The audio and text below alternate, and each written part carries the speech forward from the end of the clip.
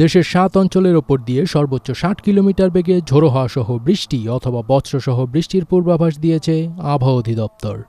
আজ সোমবার ২৯ জুলাই আবহাওয়াবিদ মোহাম্মদ বজলুর রশিদ স্বাক্ষরিত সকাল ৫টা থেকে দুপুর ১টা পর্যন্ত দেশের অভ্যন্তরীণ নদীবন্দরগুলোর জন্য দেওয়া এক সতর্কবার্তায় একথা জানানো হয়েছে।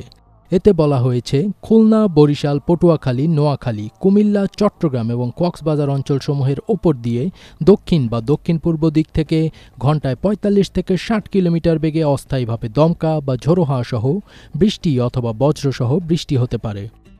এসব এলাকার নদীবন্দরগুলোকে ১ নম্বর সতর্ক সংকেত দেখাতে বলা হয়েছে। সাগরে লঘুচাপ ও মৌসুমী বায়ু বাংলাদেশের ওপর সক্রিয় থাকায় দেশের অনেক জায়গায় বৃষ্টির পূর্বাভাস দিয়েছে আবহাওয়া অধিদপ্তর। গেল শনিবার ২৭ জুলাই সন্ধ্যা ৬টা থেকে পরবর্তী ৭২ ঘণ্টার পূর্বাভাসে এসব তথ্য জানানো হয়েছে। এতে বলা হয়, উত্তর বঙ্গোপসাগর ও তৎসংলগ্ন এলাকায় অবস্থানরত লঘুচাপটি ঘনীভূত হয়ে প্রথমে সুস্পষ্ট লঘুচাপ আকারে গাঙ্গেয় পশ্চিমবঙ্গ এবং তৎসংলগ্ন উত্তর পশ্চিম বঙ্গোপসাগর এলাকায়, পরবর্তীতে দুর্বল হয়ে লঘুচাপ আকারে একই এলাকায় অবস্থান করছে। ২৫০টিরও বেশি ডিজাইন অপশন নিয়ে ওয়ালটন স্মার্ট ফ্রিজ, বোঝে আপনার প্রয়োজন। মৌসুমী বায়ু রক্ষের বর্ধিতাংশ পাঞ্জাব, হরিয়ানা, উত্তরপ্রদেশ, বিহার, লঘুচাপের কেন্দ্রস্থল ও বাংলাদেশের মধ্যাঞ্চল হয়ে আসাম পর্যন্ত বিস্তৃত রয়েছে।